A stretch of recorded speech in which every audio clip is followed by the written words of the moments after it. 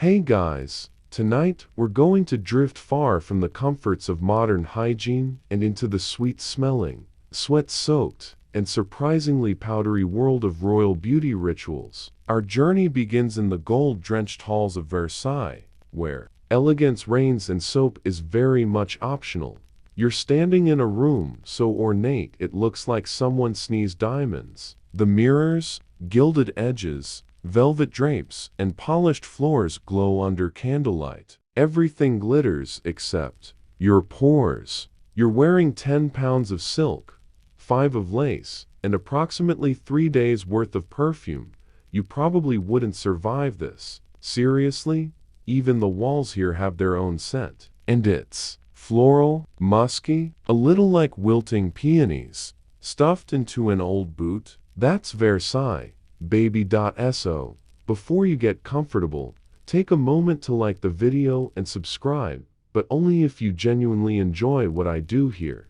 Let me know in the comments where you're listening from, and what time it is there. I want to imagine all the sleepy souls scattered across the map, bundled under blankets, or curled up on couches. Now, dim the lights, maybe turn on a fan for that soft background hum, and let's ease into tonight's journey together.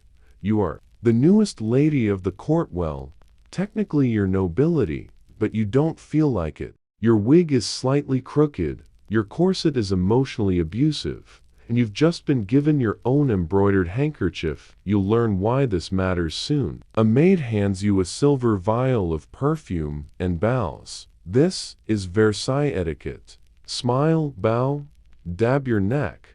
Pretend not to faint from the heat. It's the court of Louis XIV, the Sun King, and everything must shine, including the way you smell. Because here's the thing, nobody here really bathes. There are bathtubs, sure, but water is rumored to bring disease. Besides, perfume is fashionable, and everyone agrees it's easier to spritz than to scrub your toilette. That's the fancy French way of saying getting ready in front of everyone involves dabbing your wrists with orange blossom water and placing a scented sachet in your undergarments. Another goes in your wig. A third gets tucked somewhere between the folds of your dress. It's like carrying your own traveling bouquet.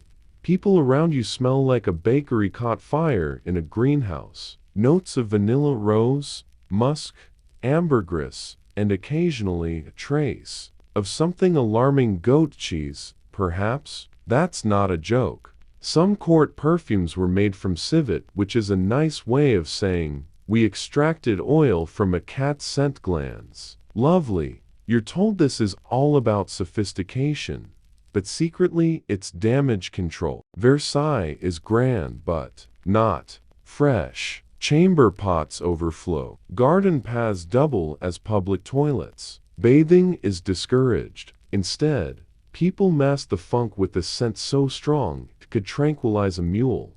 Here's your morning routine.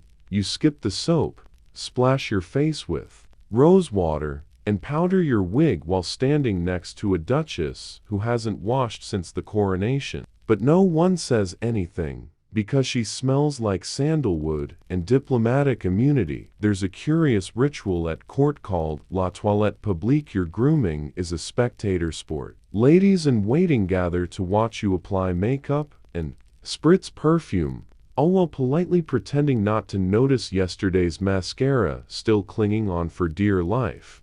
You apply rouge bright, waxy, and made from crushed bugs. Then a beauty patch shaped like a crescent moon. The patch hides blemishes caused by, well, by never washing. Your skin is gasping, but fashion demands loyalty. You powder your face until it glows like a frosted cake. Someone compliments your pallor.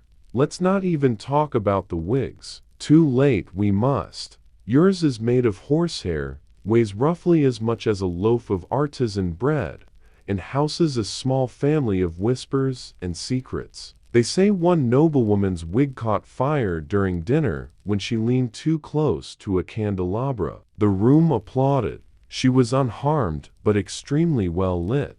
Now, let's talk historical facts. Louis Xiv's court really did rely on perfume over water. In fact, the king had a perfumer whose job was to invent new scents for every day of the week. Perfume wasn't just luxury, it was necessity. And here's the lesser-known detail.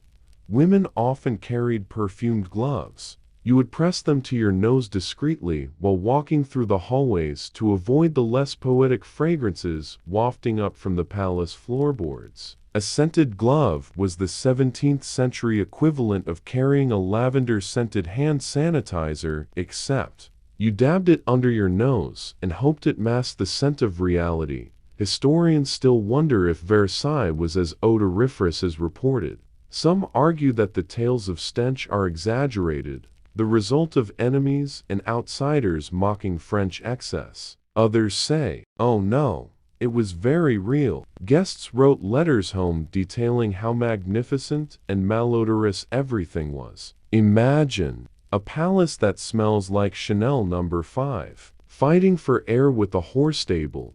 Even now, as you glide through the mirrored hallway, your shoes clicking, your perfume cloud announcing your arrival like a floral thunderstorm, you realize hygiene here is mostly an illusion. It's a game of olfactory distraction. It works. Mostly. A tea dinner, your scent mixes with roasted pheasant, beeswax, and powdered wigs. You can't taste anything, but everyone agrees.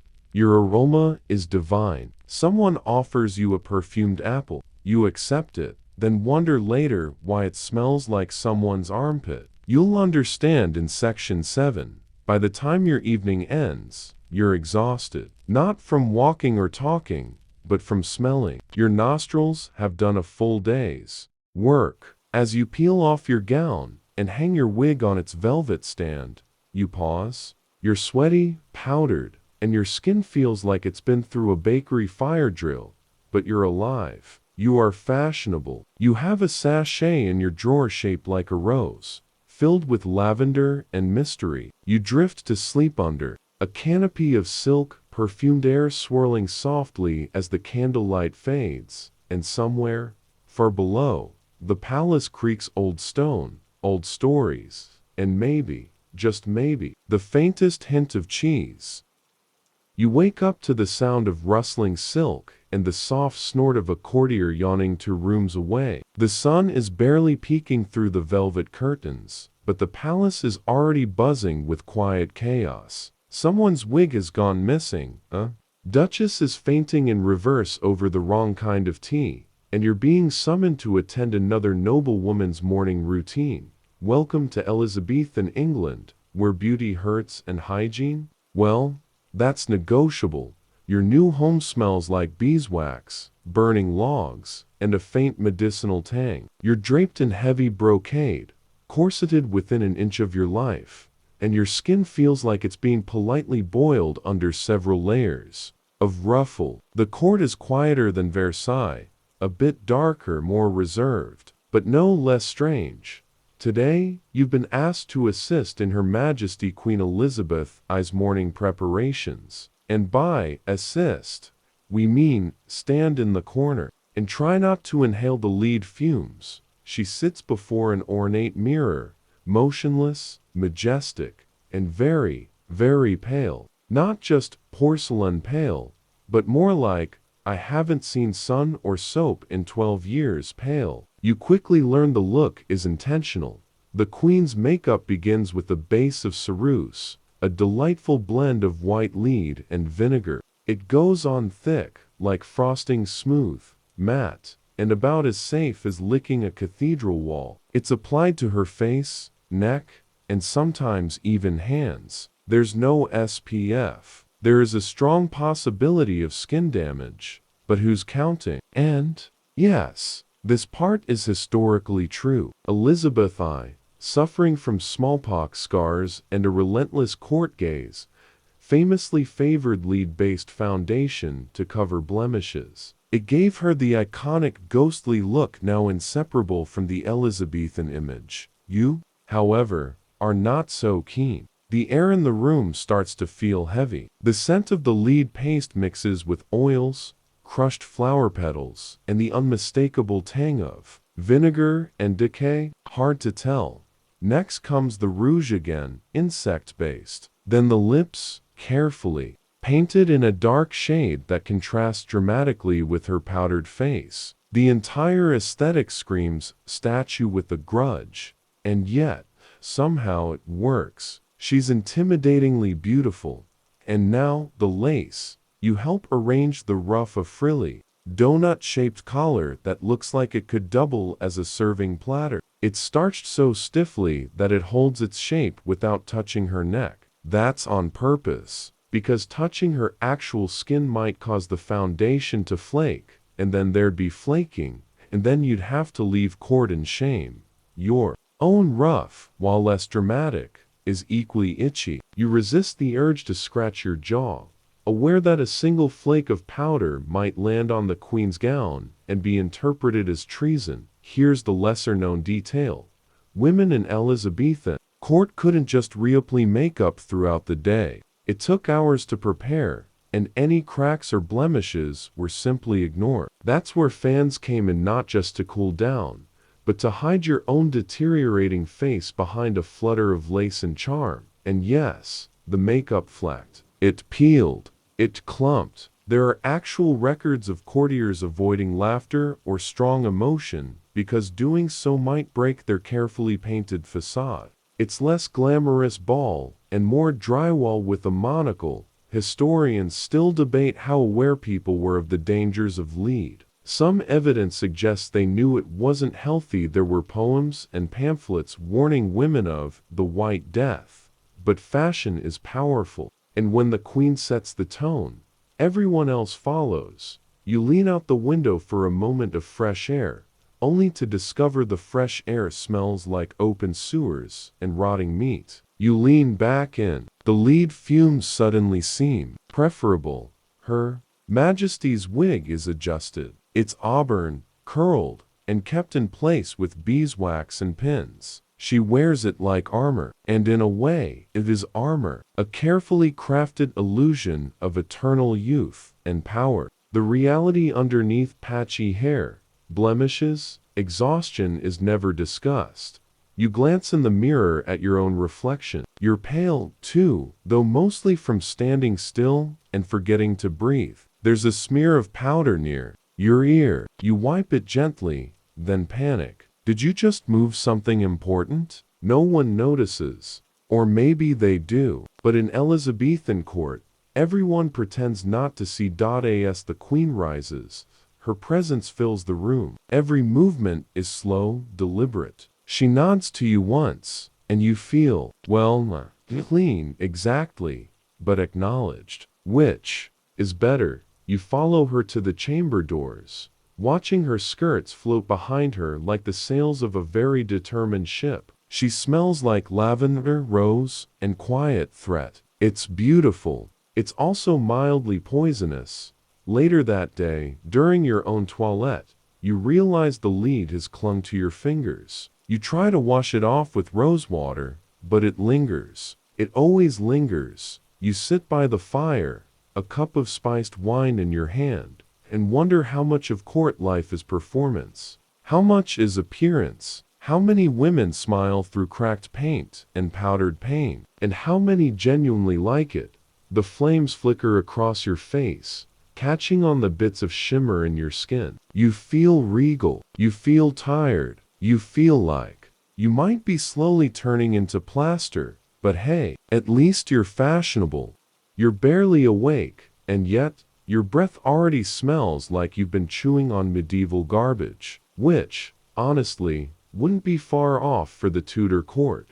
You're in England still, but a generation earlier Henry VIII is on the throne, and personal hygiene is, once again, more decorative suggestion than daily requirement. Your tongue feels like it's wearing a wool sweater. You haven't brushed your teeth because, well, no one does. Not really. Today's breakfast? A plate of roast meat, a warm ale, and a single apple you're expected to peel with a dagger. Protein is a way of life, and dental care isn't. As you tear into a hunk of mutton, someone politely offers you a goblet of red wine for mouth-cleansing purposes. You're told this is what passes for oral hygiene. After the meal, a servant approaches you with a bowl of warm water laced with herbs. You lean forward, ready to rinse your hands. But no, this is for your mouth. You're to gargle it, swish it, and, yes, spit it into a golden basin held by a visibly nervous page boy. The rinse is a vinegary mix of honey, mint, and salt. It stings. It also makes you feel like you've been pickled. But the court swears by it. It kills toothworms. Apparently, those are the invisible creatures believed to gnaw at your molars whenever your breath gets a little too spicy. Historical fact: the toothworm theory goes back centuries. Ancient physicians actually believed these worms burrowed into teeth and caused decay. In the Tudor era, it was still a popular explanation for why someone might wake up missing a chunk of enamel. You run your tongue over your teeth, which feel wrong. They're rough and uneven, and you've got a sneaking suspicion one is starting to wiggle. But no one worries too much about losing teeth here after all. Queen Elizabeth herself wore a smile filled with gaps and sugar rot. Royal sugar habits were intense. You could practically trade a molar for a decent seat at the theater. And, yes, that's our quirky detail. Sugar was a status symbol. So much so, aristocrats would blacken their teeth with soot or powder to mimic the rotted look of the elite. If your teeth looked terrible, it meant you could afford sweets. And if you could afford sweets, you were clearly important. Imagine painting on cavities as a fashion flex.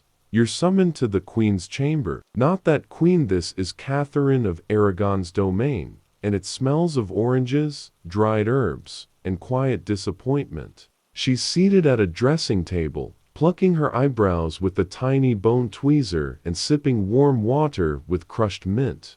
Rinse, she says gently, offering you a tiny cloth sachet tied with twine. Inside are cloves, cinnamon bark, and dried rose petals. You pop it into your mouth like a lozenge and let the flavors slowly numb your tongue. It's oddly effective. Your breath now smells like a dessert cart and pain management.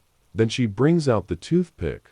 It's silver, delicate, and vaguely terrifying. You're to use it in private, though some nobles like to show off their picks. At the table, imagine twirling a tiny dental dagger between bites of goose. It's considered charming. You return to your chambers after the royal audience, where a maid is preparing your evening rinse. It's stronger this time: clove oil, vinegar, and something that smells a lot like regret. You swish. You gag a little. You accidentally knock over a candle. It's fine. Historians still debate whether these rinses helped at all. Some say vinegar solutions may have killed a few bacteria. Others argue they probably did more harm than good, especially when mixed with abrasives like brick dust or crushed eggshells used to scrub the teeth. You lie back on your feather bed, wondering how many of your teeth might survive the year. 2, maybe 3. You take small comfort knowing false teeth are technically available, made from ivory, bone, or, disturbingly, the mouths of other people. That's right. One popular method of tooth replacement involved acquiring donated teeth from poor people, soldiers, or in especially dark moments, from corpses. The royal solution to a lost molar was not a visit to the dentist, it was shopping. You shudder, pull the covers tighter, and gently pat your jaw. All teeth accounted for so far. A knock at the door. Another servant. This one bears a tiny, gilded box. Your tooth powder, she says softly. You open it, and the scent is intense. Burnt rosemary, powdered seashell, and something vaguely metallic. You're supposed to dip a cloth into the powder and rub it across your teeth. You give it a go. It's gritty. It's awful. It's oh no. It's bleeding. You stop. The servant bows and leaves you alone with your dusty mouth and growing anxiety. Somewhere down the hall, you hear someone laughing through what can only be described as a gap-toothed whistle. But here's the thing. No one minds. Bad breath is normal. Yellow teeth are fashionable. Mouth pain is expected. If your teeth hurt, you chew cloves and drink warm ale. If they fall out, you paint the hole white and carry on. You stare into the dying firelight, lips pursed, jaw aching. You wonder if maybe, just maybe, a little soap and a good toothbrush wouldn't be such a terrible invention. But that's centuries away. For now, you drift to sleep with the clove under your tongue, vinegar breath on your pillow, and the creeping suspicion that you've just swallowed a bit of tooth powder in your dreams. Sleep tight. Don't let the toothworms bite. You awaken to the soothing rhythm of dripping water echoing through warm marble halls. The scent of sandalwood and crushed rose petals lingers in the air, mingling with the subtle scent of citrus and heated stone. You're no longer in drafty Tudor England. You've traveled east and back in time, to the heart of the Byzantine Empire, and you're due for a bath. Or at least, something like it. The chamber is quiet, save for the low murmur of attendants preparing your morning routine. You're staying at a royal estate, one of the Empress's secondary residences, where the imperial court retreats from the politics of Constantinople to indulge in a bit of self-care. Now, you might be thinking, finally, a proper bath. But temper your expectations. You are going to cleanse? Yes, but with technique, not with soap, with scent, not with scrubbing, and with a deep, cultural mistrust of cold water. The room is warm and thick with steam. Sunlight glows through thin alabaster windows, giving everything a dreamy golden hue. A servant approaches with a small bronze tray. Upon it sits a bowl of perfumed sand, a ball of what looks like beeswax, and a little pile of dried herbs. You blink. This is your bathing kit. Today's beauty ritual includes a good sand dusting, followed by a light oil polish, and a sprinkle of powdered ambergris if you're feeling fancy. And if you don't know what ambergris is, let's just say it comes from Wales, smells weirdly good, and we should all be grateful for synthetic perfumes. You begin by rubbing the sand into your arms and shoulders. It's soft, not like beach sand, but more like crushed minerals mixed with herbs and starch. It exfoliates gently, lifting yesterday's perfume, oil, and courtly anxiety from your skin. There's no soap. There's no splashing. Water, in many Byzantine circles, is used sparingly. Public baths are still common for the general population, but noblewomen often follow a drier, more aromatic method of hygiene. And here's your widely accepted historical fact. Perfumed powders and dry cleansing methods were used in various elite cultures throughout late antiquity. In Byzantine courts, hygiene was spiritual as much as physical. Baths were sometimes linked to Roman decadence, so scented rituals became a more modest and thoroughly fragrant alternative. You inhale the air. It's thick with herbs, lavender, dried basil, crushed bay leaves. As you sit back on a soft cushion, a maid pours warm olive oil into her hands and gently smooths it over your skin. The oil, you're told, draws impurities out. Then she gently scrapes it away with the curved ivory blade. This is the lesser-known detail.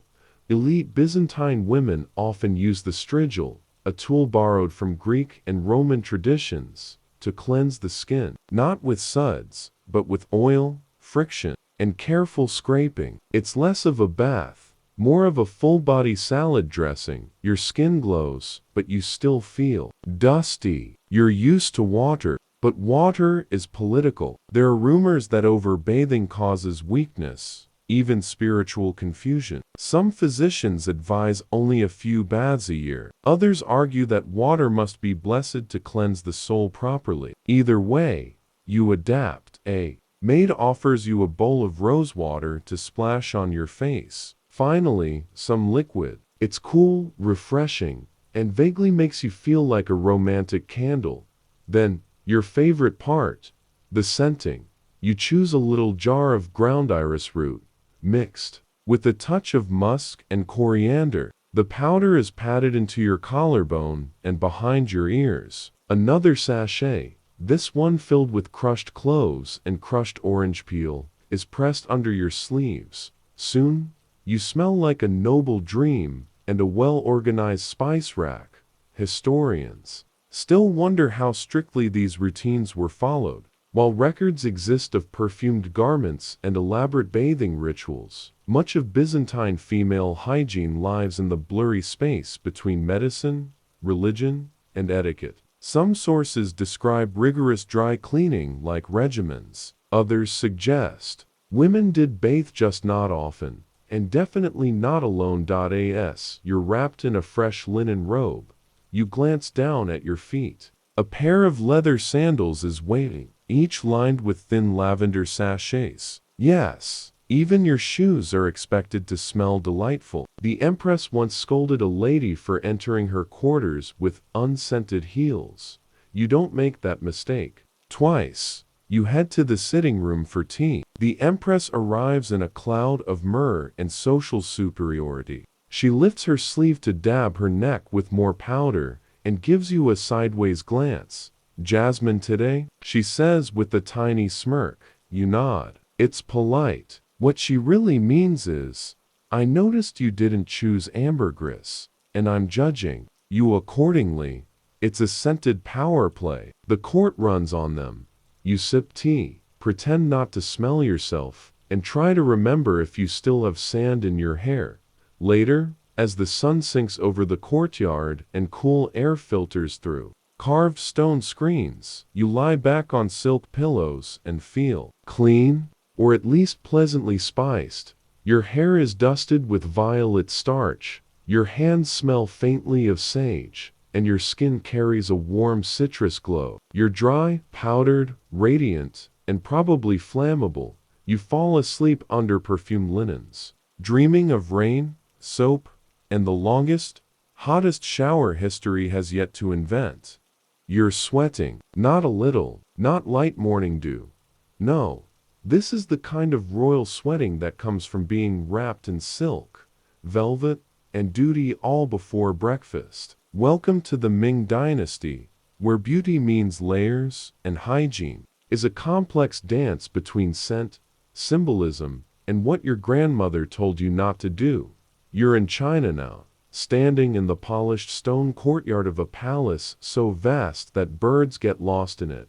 Pale lotus blossoms float in shallow pools. Wind stirs the silks hanging from the eaves. Everything is serene. Everything is precise. Everything is boiling. You are, at the moment, dressed in no fewer than 11 layers of intricately embroidered robes. You've been told this is formal lightwear. You nod politely while praying for a breeze or a minor act of rebellion that might justify slipping out of layer number 9. The attending maid notices your discomfort. She politely dabs your forehead with the perfumed handkerchief and says, "The Empress prefers her ladies to glow, not to drip."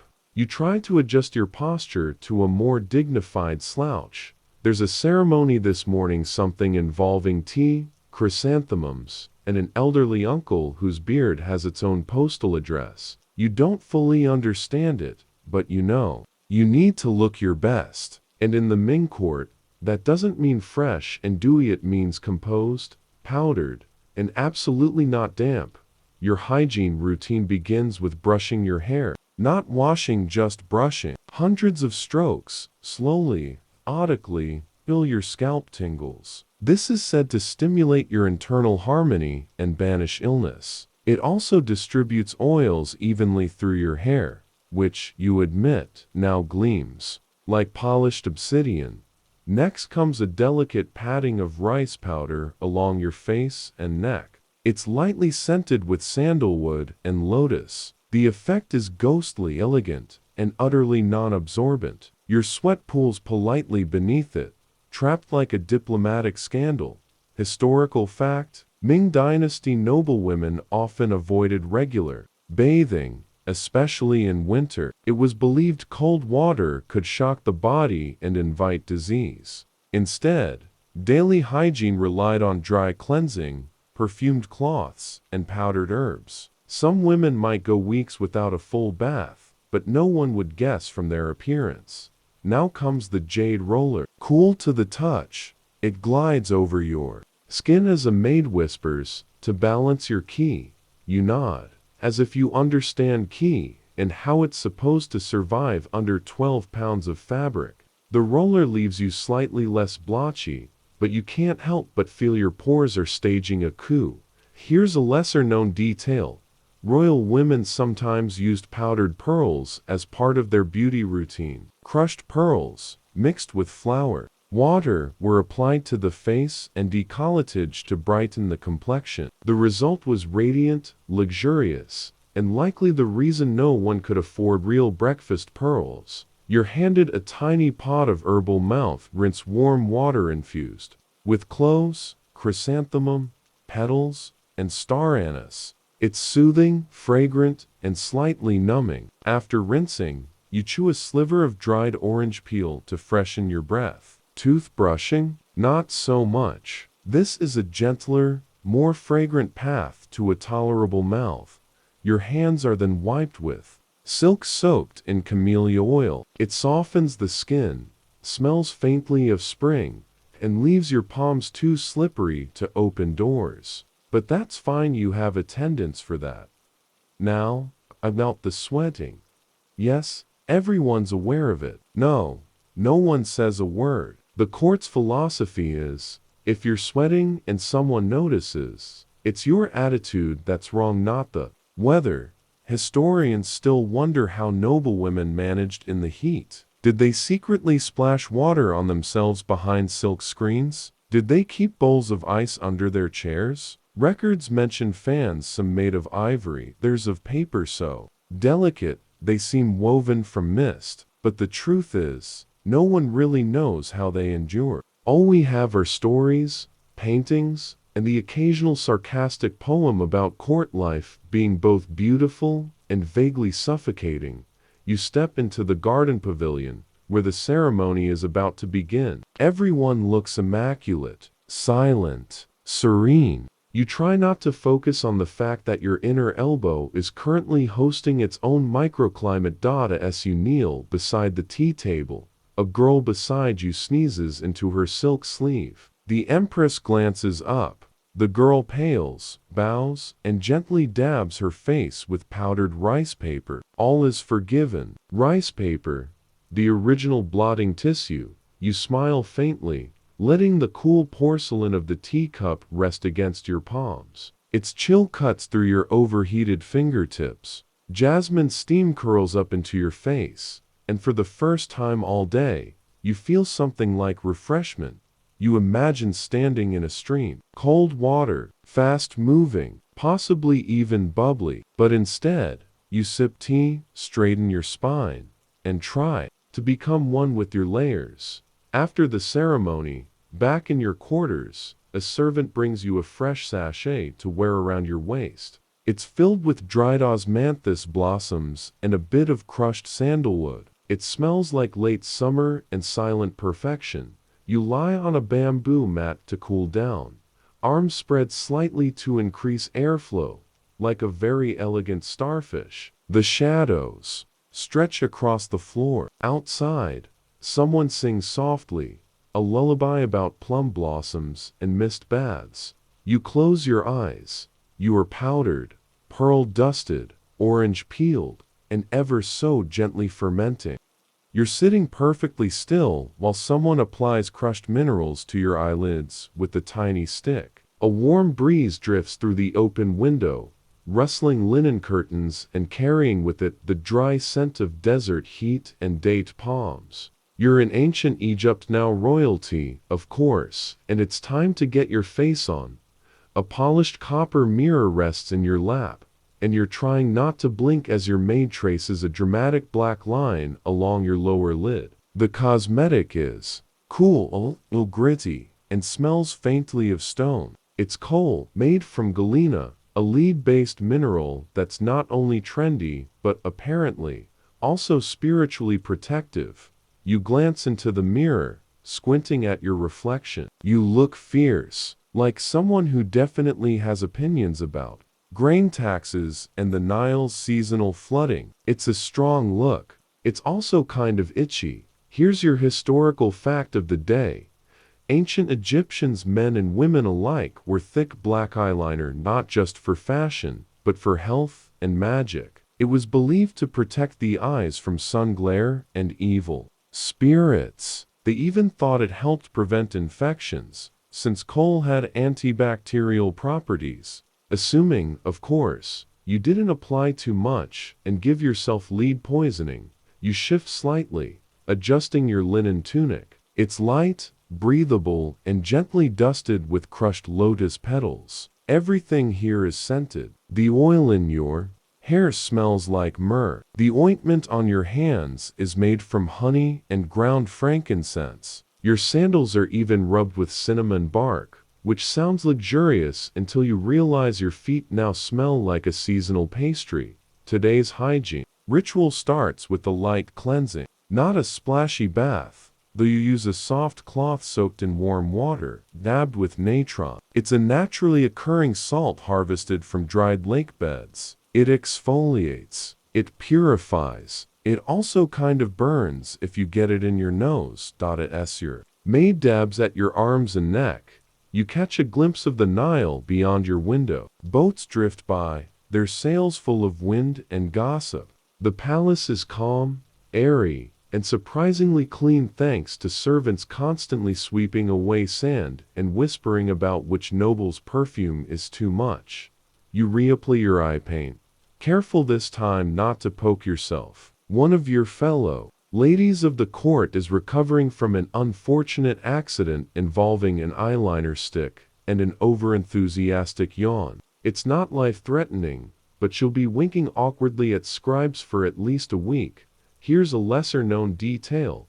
Many royal women stored their cosmetics in tiny, carved containers shaped like animals or gods. Yours is a delicate alabaster jar shaped like a cat. It contains your rouge red ochre mixed with fat. It goes on thick and smells vaguely like a ceremonial barbecue.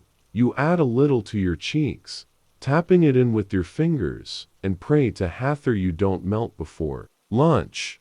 There's a procession later. You're expected to walk beside the high priestess and not sweat excessively. No pressure, and the sweating is real. You dab your face with a linen square scented with rose oil, which only makes you feel like a warm flower arrangement. Someone fans you with a palm leaf. You fan yourself with mild despair. By the time you arrive at the ceremony, your eyeliner has smudged just enough to look dramatic and possibly criminal. You pull it off. Everyone assumes it's intentional. Historians still debate how effective ancient Egyptian cosmetics really were at preventing infections. Some studies suggest that kohl, particularly the kind made with certain lead salts, may have stimulated the body's production of nitric oxide, helping to kill bacteria. Others say, yeah, but it's still lead. And your tear ducts are not fans of this arrangement.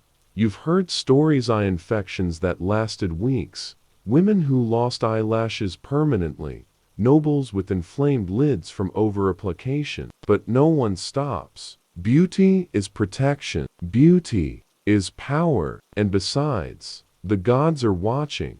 Back in your private chamber, you wipe off your face with oil and a linen cloth. Your skin is smooth, warm, and vaguely metallic. A servant brings you a bowl of milk infused with lavender and thymops for soaking your hands, but you can't help dipping your face into it too. Later, as you lie on a low couch with cool stones pressed to your temples, you think about what passes for cleanliness here. You haven't bathed, not really. You haven't washed your hair in days, but you smell incredible. You look intimidating, and your eyeliner could probably cut glass. The moon rises over the Nile, shimmering in the ripples. Somewhere, a priest chants beneath a fig tree. You close your eyes, eyelids heavy with kohl, heart light with rituals. Your skin feels both clean and not, but your soul, it smells like sandalwood and victory, and you're ready to sleep like a queen.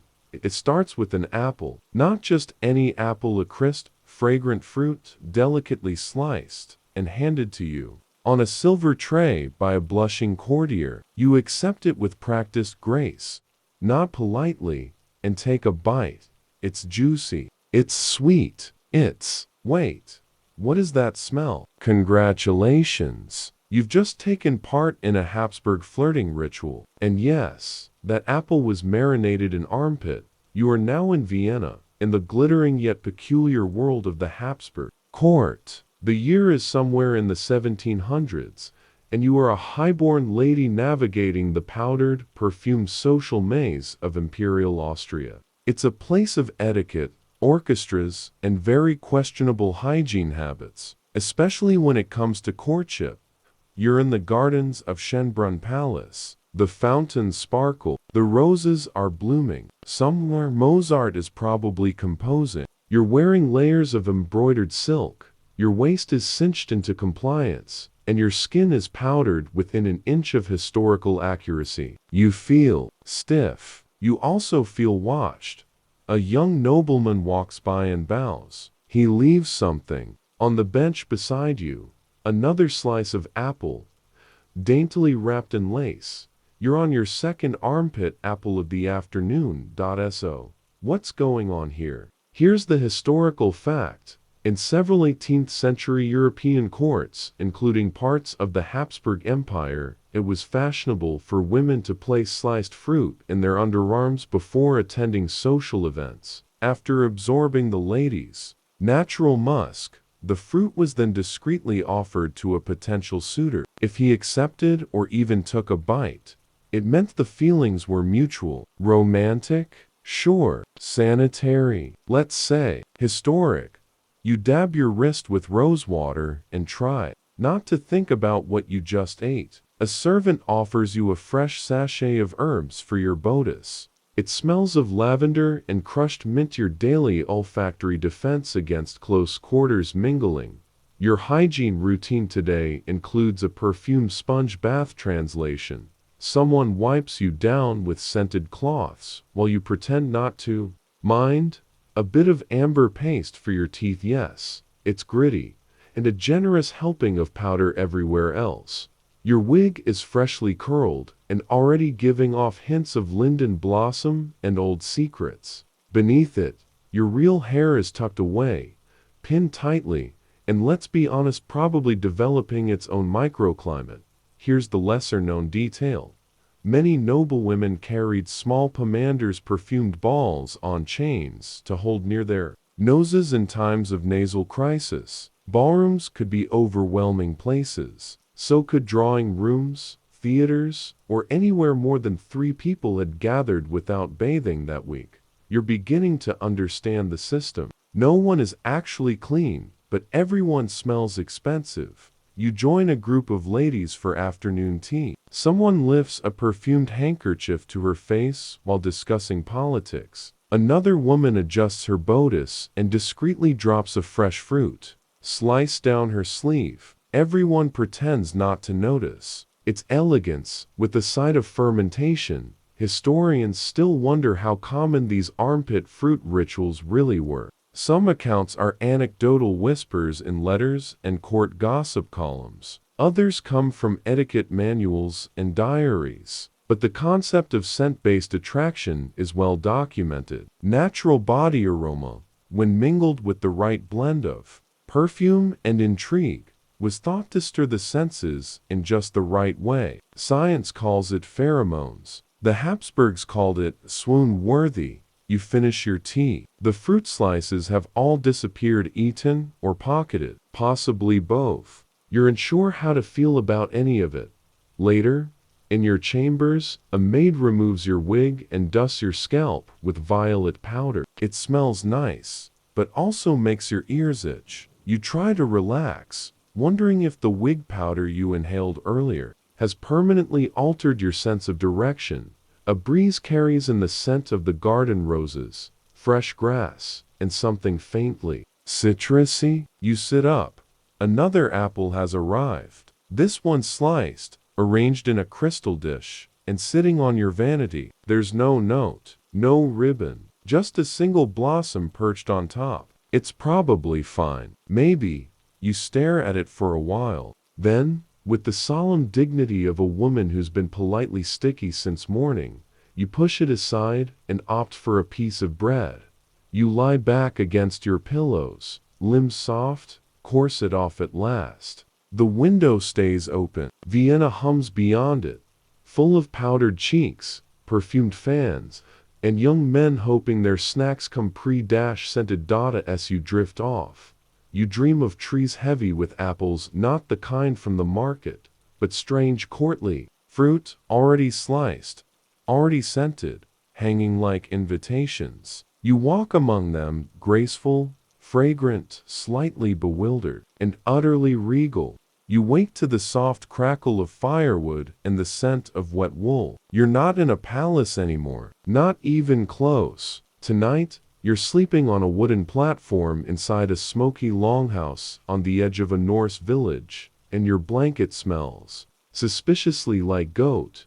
Welcome to the Viking Age, where you, noble lady of the fjord, are living your best saga-worthy life, complete with fur-trimmed boots, a necklace of bronze charms, and hygiene habits that would make your Roman ancestors cry quietly into a bowl of rosewater. Your hair is braided tightly to one side, secured with bone pins. It's glossy from the fish oil you've been using, not as a snack though that too, but as a styling product. The oil gives it sheen, keeps the lice away mostly, and ensures that wherever you go, people know you mean business, or at least, that you've recently handled herring. The morning grooming routine is surprisingly involved for someone without access to plumbing. First, you chew on the end of a birch twig until it frays into a makeshift toothbrush. It tastes faintly of tree and poor choices. You drag it across your teeth, trying to avoid the lingering flavor of last night's salted elk stew. Here's your historical fact. Viking women were known to be exceptionally well groomed for their time. Archaeologists have uncovered a surprisingly wide array of personal hygiene tools in Norse burial sites: combs, tweezers, ear picks, even razors. Grooming wasn't just vanity, it was status. Cleanliness meant order, wealth, and attractiveness. Also, lice were a common enemy, and you didn't fight lice passively. You keep your wooden comb in a small leather pouch that hangs from your belt. It's carved with runes that loosely translate to, "May my scalp stay mighty," or possibly just, "comb." You're not fluent in Elder Futhark, a lesser-known detail. Norse people often washed on Saturdays, what they called lagerdager, or bath day. You, being particularly refined, have insisted on warm water heated with stones and a handful of juniper berries tossed in for scent. It doesn't do much, but it feels fancy. You scrub yourself with a coarse linen cloth and dried moss. The moss is nature's loofah, and it leaves you smelling a little bit like forest and regret. Once dressed, you dust a fine layer of ash under your arms to absorb sweat. It's not as dramatic as it sounds. It's from soft wood and has a gentle, earthy smell. You top it with crushed angelica root, because today you're going to the market, and that fisherman you like might be there trading dried cod and compliments. The village is muddy, noisy, and somehow charming. Smoke rises from turf-roofed houses. Children chase each other with wooden swords, and two goats are arguing loudly about who gets to chew on a sandal. You step over a puddle and wave to a blacksmith whose beard is approximately 30% soot. He nods back and offers you a rag to wipe your hands. You politely decline. The rag appears to have already lived a full and possibly tragic life. Historians still debate how clean Vikings actually were compared to their contemporaries. Some sources claim they bathed more than other Europeans of the time. Others suggest that Christian chroniclers exaggerated Viking cleanliness as a form of subtle shade, implying vanity and moral weakness. Either way, The Norse were definitely invested in grooming, especially hair. Your braids today? Peak prestige. At the market, you pause at a stall selling scented oils. One is labeled sea thyme and bear fat. You're intrigued, and also a little concerned. Another smells like beeswax and pine. You dab a bit on your wrist. It's warm and sweet and oddly comforting, like falling asleep next to a very clean lumberjack. You trade a pair of carved bone buttons for a new comb, this one ivory, with delicate swirls along the edge. It's a luxury item, and it squeaks a little when you test it on your bangs. As you walk home through the mossy woods, the sky darkens to a dusky blue. You pass a stream and pause to wash your hands. The water is cold, clean, and smells faintly of iron. You splash your face, pat it dry on your tunic, and whisper a quick thanks to the forest spirit who probably lives in that tree stump over there.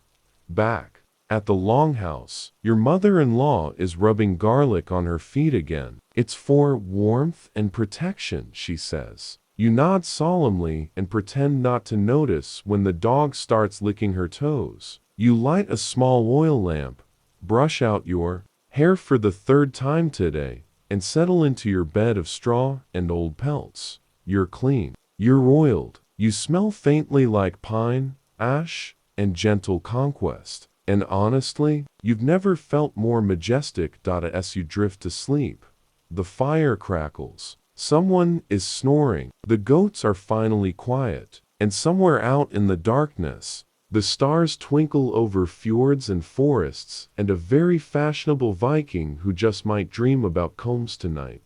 The bells of Florence chime faintly in the distance, their soft echo weaving through the air like the delicate lace on your sleeves. You stir gently beneath your canopy bed, wrapped in silk sheets that smell faintly of lavender and whatever perfume your chambermaid soaked them in last Tuesday. You've survived another day of Renaissance Italy, and you did it while smelling like a floral arrangement inside a cheese shop.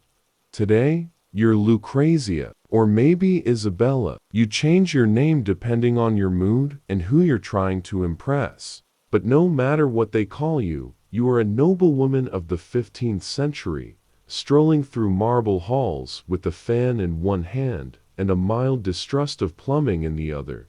You rise slowly, as one must, for the early sun is golden and forgiving. You stretch. Something cracks ominously, probably your corset. You ignore it. A servant enters with your usual, a small cup of lukewarm water infused with rose petals and sage. You swirl it around your mouth and spit into a gold-trimmed bowl, shaped like a cherub. The cherub looks vaguely insulted. Time for your toilette. Here's your widely accepted historical fact. During the Renaissance, especially in Italy, there was a widespread belief that bathing in water, particularly hot water, could open the pores and allow in disease. Cleanliness, therefore, became an art of avoidance. Instead of washing away grime, people tried to cover it, absorb it, or simply disguise it in style. So your morning routine is an elaborate ballet of powders and perfumes. Your chambermaid rubs your hands with slices of lemon, buffs your forehead with a cloth soaked in vinegar and thyme, and pats your cheeks with a mix of starch and crushed pearl. You are, at once, radiant and vaguely acidic. You're dressed in layers of brocade and velvet, none of which have ever seen a wash basin. Your underclothes are changed with some regularity, let's say weekly, but the outer garments are simply aired out, sometimes beaten with lavender bundles, and occasionally sprinkled with powdered orris root, which smells a bit like grandma's attic, but was all the rage. Here's the lesser-known detail. Some noblewomen wore scented wax discs under their skirts or inside their bodices. These wax tablets infused with herbs like rosemary, myrrh, or even cinnamon served as mobile air fresheners. You tuck one into your corset. It melts slightly as the day warms, fusing gently to your chemise. The price of beauty.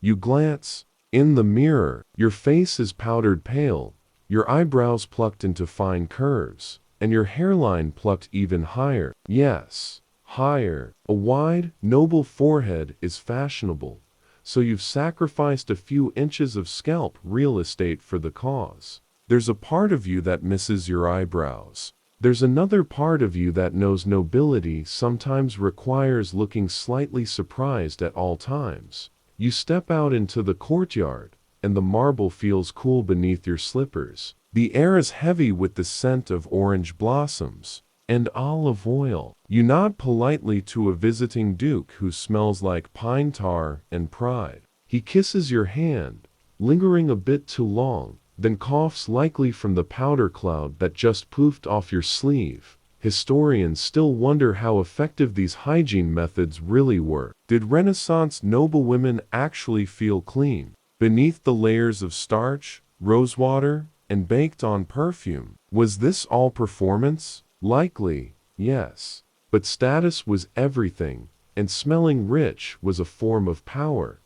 Midday finds you in a sunlit salon, surrounded by ladies in varying states of powdered glory. One of them fans herself with an ostrich feather and confesses she hasn't bathed since Easter. It's June. Everyone nods approvingly. You excuse yourself and retreat to your personal chamber, where your maid refreshes your scent with a tiny silver sprayer shaped like a dolphin. You lift your arms as she mists your underarms with distilled rosemary and clove. The clove stings a little, but it's better than the alternative. You've heard stories about Venice. You don't want to smell like Venice. You dine lightly: figs, almonds, a bit of soft cheese, and a slice of bread that looks like it was sculpted rather than baked. The table is set with silver spoons and a small bowl of crushed mint, meant to dab the lips between courses. You do so with the air of someone who has never personally held a sponge, but knows exactly where tame a fan. As night falls, you return to your chambers. Your maiden ties your gown layer by layer, each one sighing as it falls to the floor. Underneath, your skin is lightly sticky, delicately powdered, and still faintly lemon-scented. You climb into bed, where the sheets have been fanned and scented with a sprig of rosemary tucked beneath the pillow. You rest your head, blink slowly, and breathe in centuries of elegance, odd traditions, and a whole lot of rosewater. The last thing you hear before sleep wraps its arms around you is the distant pluck of a lute. Somewhere below, someone sneezes into a perfumed hanky. The world is imperfect, but you smell like a 15th century garden, with a hint of cheese. It's warm, and not in the good way. The air clings to you like a velvet robe that's been dunked in soup. You blink, your eyelashes sticking ever so slightly together, and realize you're waking up inside a towering brick palace on the muddy edge of the River Thames. Welcome to Tudor England, where the dresses are stiff, the tempers are short, and nobody's washing their legs. You're a noble lady again, of course. Possibly one of Queen Elizabeth's ladies-in-waiting. Possibly someone with the unfortunate last name of Mucklow. Either way, you have status. You also have ruffles in places that defy logic. You stretch under the embroidered bed canopy, coughing delicately as you inhale a full lung of dust and candle smoke. The hearth smolders with last night's logs, and somewhere in the rafters, a pigeon is definitely judging you. A servant tiptoes in with your morning cloth. It's slightly damp, faintly gray, and steaming with effort. You dab it against your face as if you're mopping a very delicate pastry. That's the extent of your morning bath. The water supply is neither fresh nor particularly desirable. And anyway, people are still very suspicious of bathing during this period. You, as a woman of refinement, prefer the dry clean method: herbs, starch, and a powerful will. Here's your historical fact. During the Tudor era, full-body bathing was rare, especially for noblewomen. Most hygiene involved changing linen garments regularly, which were believed to wick away impurities, and relying on perfumed accessories like pomanders or scented gloves. Clean linen was the signal of cleanliness, not soap and water. You slip into your first layer, a chemise made of fine linen, so white it practically glows. It feels crisp, cool, and only mildly scratchy. Over that comes a series of layers that require the upper arm strength of a Tudor ox. Petticoats, stays, farthingale. It's like building a fabric fortress. Then comes the dress itself, yards of stiff brocade, sewn with pearls, and so heavy you're genuinely concerned about your ability to walk through a narrow hallway. It creaks when you breathe. You wonder, briefly, if you're becoming part furniture, a lesser-known detail, to keep their breath smelling pleasant or at least survivable. Women chewed on sugar-coated fennel seeds or suck small candies made of honey and herbs. You tuck one into your cheek. It's surprisingly spicy and makes your left eye twitch. Your hair is pulled back, twisted, and pinned with something that looks suspiciously like an architectural feature. Pearls are involved, possibly beeswax. Your maid sprinkles your scalp with a fine powder made of crushed iris root and orris. It smells like a cupboard full of Victorian secrets and slightly damp socks, but in a classy way. You glance at your reflection in a polished piece of metal. You look regal, pale, powdered, and faintly terrified of sneezing to hard data as you stroll into court.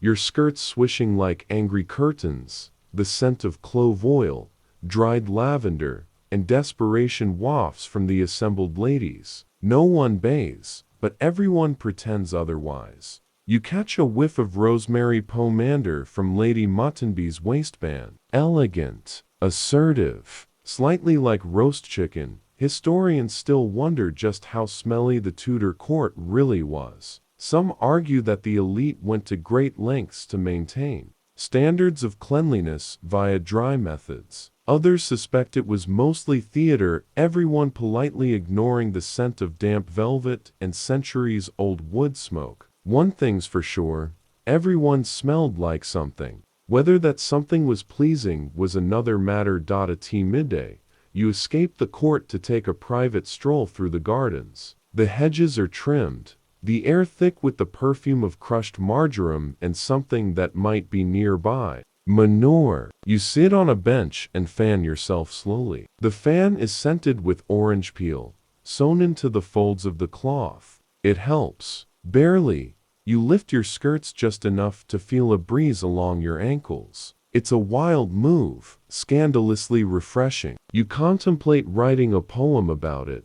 Before dinner, you attend a short music performance in the Queen's chamber. It's warm, crowded, and everyone is packed into a room that was built for acoustics, not airflow. A lute twangs, someone coughs into a perfumed kerchief, and Lady Brighton discreetly pats her underarms with a sachet of dried mint. You make mental note to try that later. The evening meal is hearty, long, and smells overwhelmingly of spice, nutmeg, saffron, cinnamon, all used to mask the flavor of food that's been traveling for days longer than it should have. You sip from a pewter goblet of spiced wine and delicately pick at a plate of veal pie. After supper, your maid helps you out of your gown, which takes approximately the length of a madrigal. Your linen is damp, your face still powdered, and your feet ache like they've been auditioning for a tragedy. She wipes your face with a warm cloth soaked in chamomile tea and vinegar. It stings, slightly, but you tell yourself it's probably helping. You lie down in bed, hair wrapped, skin powdered, and a small pomander tucked under your pillow. It smells like clove and oranges and possibly penance. The candlelight flickers against the beams above. You close your eyes, wrapped in layers of cloth and centuries of questionable hygiene decisions. It's warm, it's musty, it's oddly comforting, and despite it all, you drift off smelling sort of like royalty.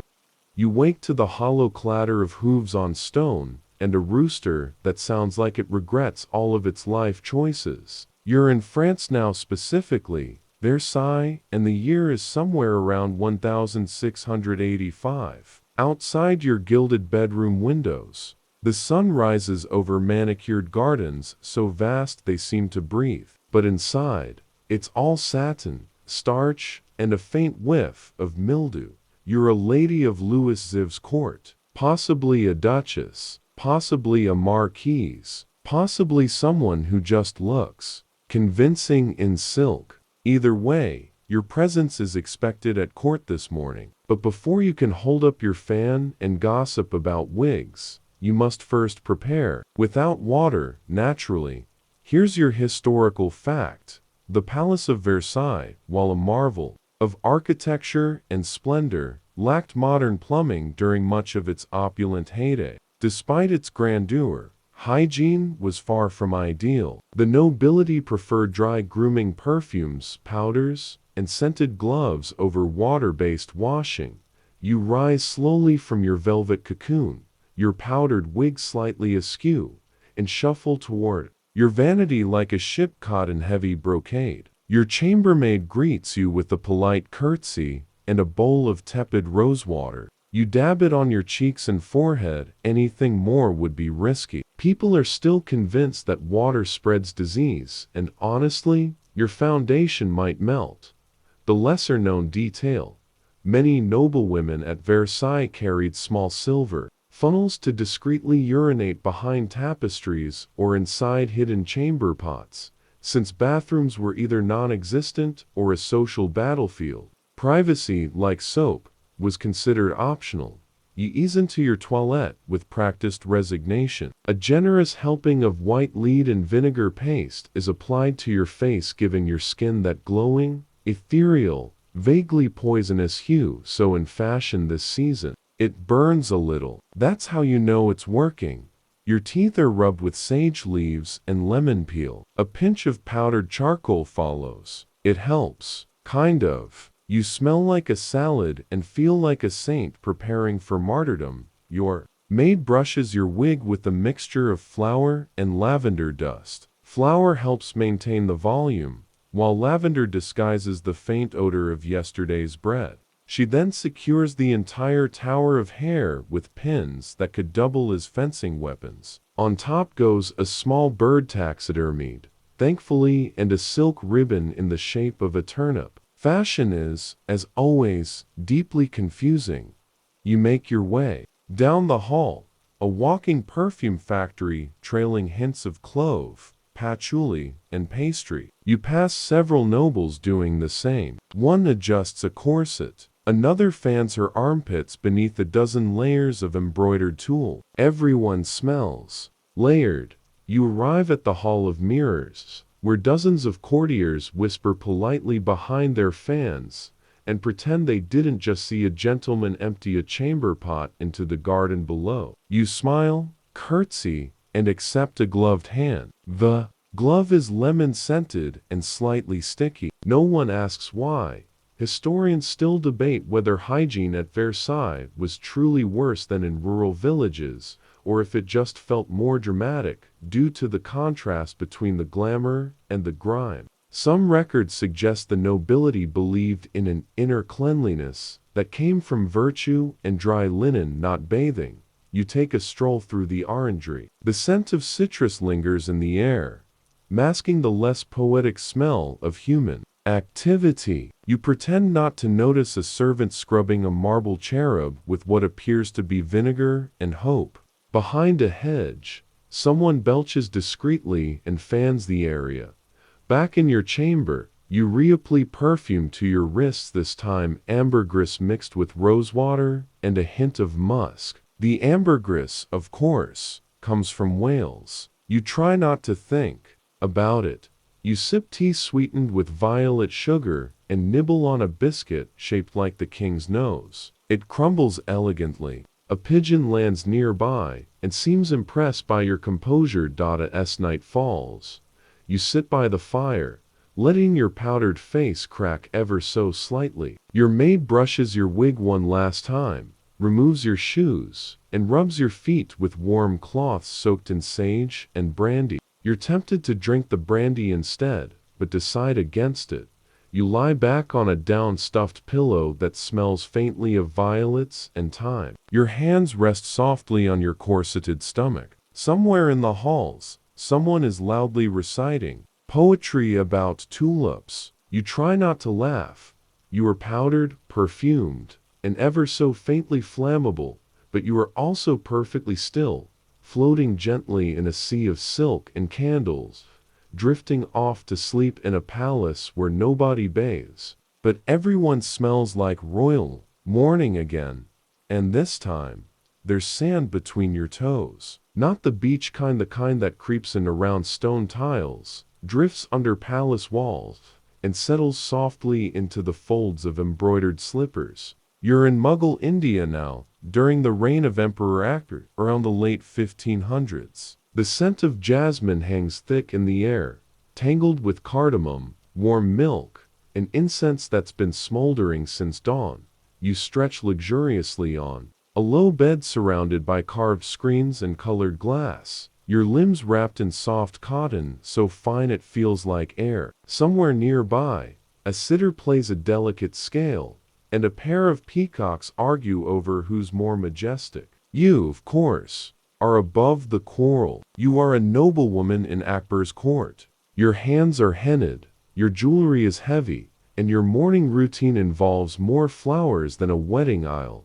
Your maid enters with a copper bowl filled with warm water scented with rose petals and a hint of turmeric. This is no accident. There's real science and ritual behind every preparation. Unlike the suspicious attitudes toward water in Tudor Europe, here, bathing is part of life. You are expected to be fragrant, clean, and spiritually refreshed before your feet even touch a rug. Here's your historical fact. In Mughal India, especially among the nobility, personal cleanliness was a ritualized art. Baths were daily, perfumed, and often accompanied by massage and aromatherapy. Hygiene wasn't just practical, it was deeply intertwined with spiritual and cultural values. Your body is gently washed with a muslin cloth soaked in milk and sandalwood. Your hair is combed with neem oil, both a conditioner and an insect repellent, because no royal should have to deal with lice mid-banquet. Then comes the attar concentrated natural perfume pressed behind your ears and wrists.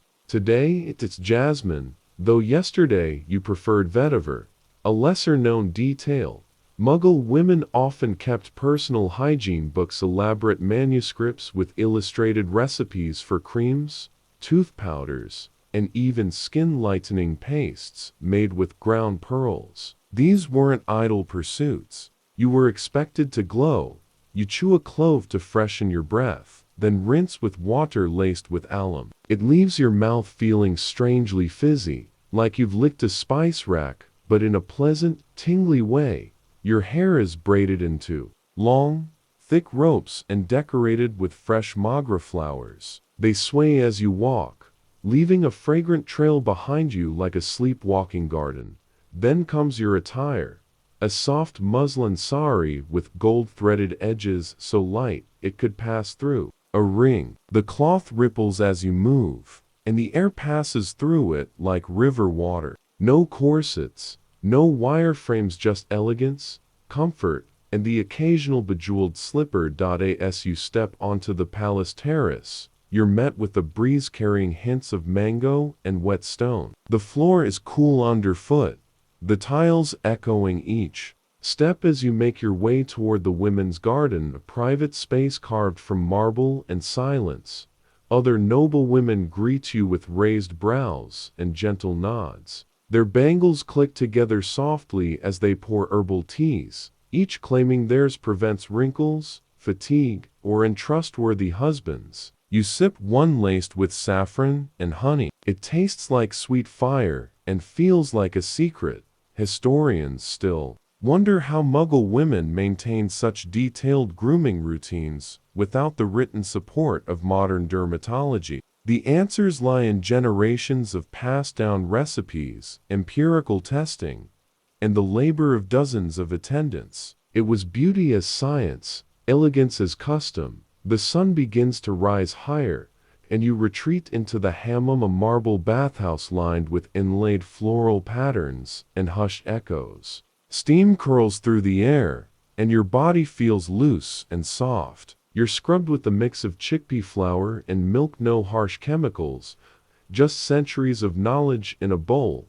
Later, you recline near an open window, sipping water from a silver cup and picking at pomegranate seeds. Your fingertips are stained red, and your skin glows faintly from the bath. You feel like a pearl in a silk pouch, a little warm, slightly indulgent, utterly pampered. There's still no soap as we know it, but everything smells like flowers, spices, and slow afternoons. You wonder idly if anyone's invented shampoo yet, or if maybe this hair oil thing is just better. Your eyes grow heavy as the sitar music returns, meandering and slow. You stretch, then curl under a cotton throw. A parrot squawks something indecent in the courtyard, and a servant shoos it away with a sandal. You smile.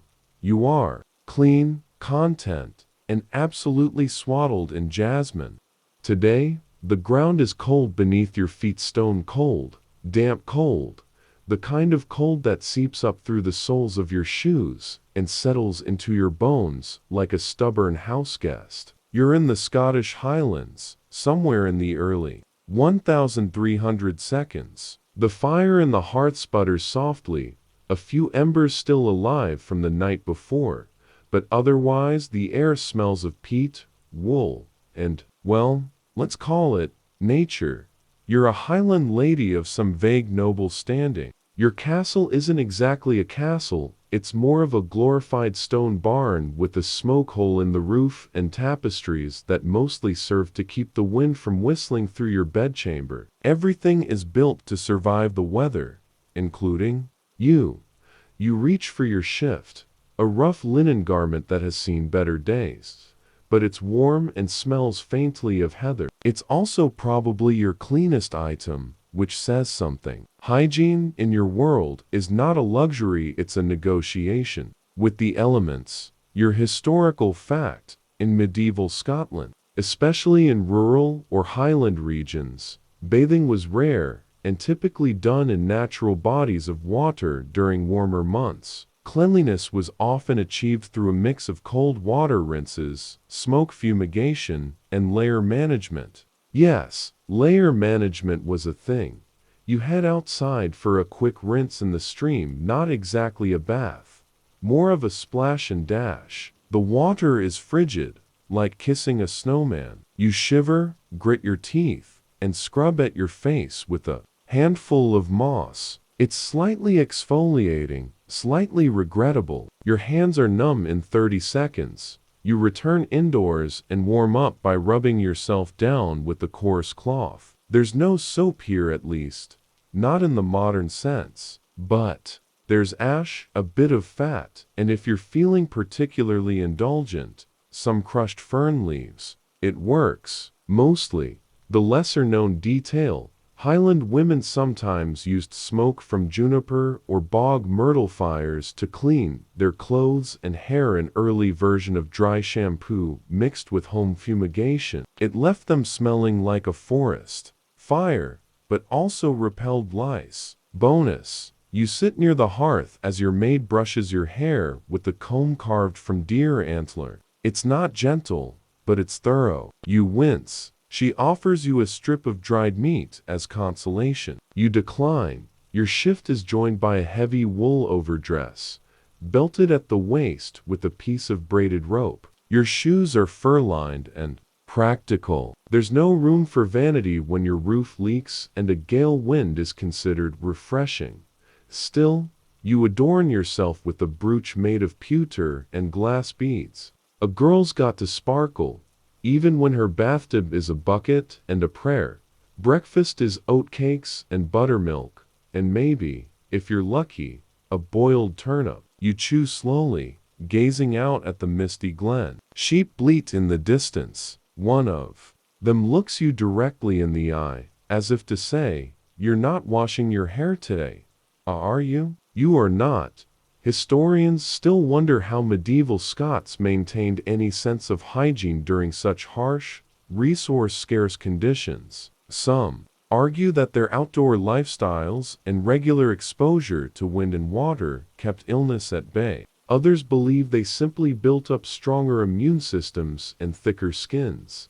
Later, you join other women in the hall to sew, spin wool, and trade rumors. One claims she saw a noblewoman in England who bathed twice a month. Twice. The group gasps. It seems scandalous, excessive even. You nod politely and sip warm ale. It's technically part of your hydration routine. The ale is flat, cloudy, and slightly warm from sitting too close to the fire. You pretend it's soup. It helps as evening falls. You light a candle and comb your hair one more time. You add a few drops of heather oil, probably meant for sheep, but it smells better than smoke. You wrap yourself in a plaid blanket that doubles as a cloak, bedspread, and occasional picnic mat. You lie down on a straw mattress stuffed with dried bracken, pull your blanket around your ears, and exhale slowly. There's a breeze coming through a gap in the wall,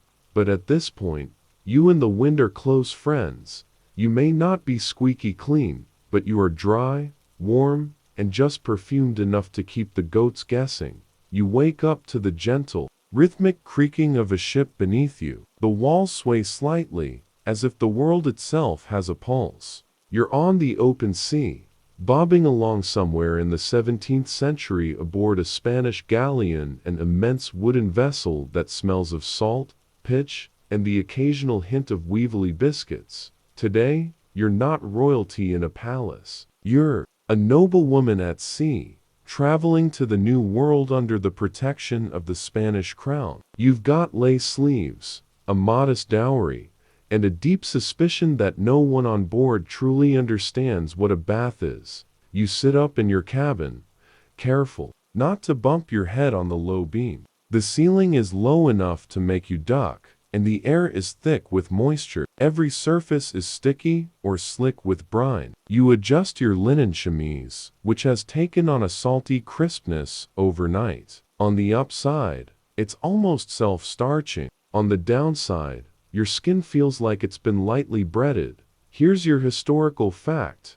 On long sea voyages in the 1600s, water was tightly rationed. Bathing was considered wasteful, possibly even dangerous to one's health. Most sailors and passengers went weeks, even months, without washing more than their hands and face, if that, and perfume was relied on far more than soap. You attempt a morning freshening up with a basin of grayish water fetched by your reluctant attendant. It's technically water, although it may also be tea, soup, or some sort of briny mystery. You splash your face anyway. It's cold, it's wet, and it's gritty. You choose not to think about it too hard. You reach for your scented vinegar, dabbing it gently on your neck and wrists. It's a blend of herbs and citrus peels floating in strong wine vinegar, designed to mask the scent of unwashed bodies, mildew, and despair. Surprisingly effective. A lesser-known detail: some women at sea carried smelling pomanders, tiny metal balls filled with herbs and resin, hung from belts or necklaces to waft pleasant smells into their personal airspace. You have one shaped like a pomegranate. It smells faintly of clove, sage, and wishful thinking. Your maid brushes your hair carefully, though she pauses to remove a stowaway weevil. You pretend not to notice. You pin your hair up beneath a stiff lace coif, tucking the final curls in with a practiced hand. It looks composed. You feel vaguely itchy.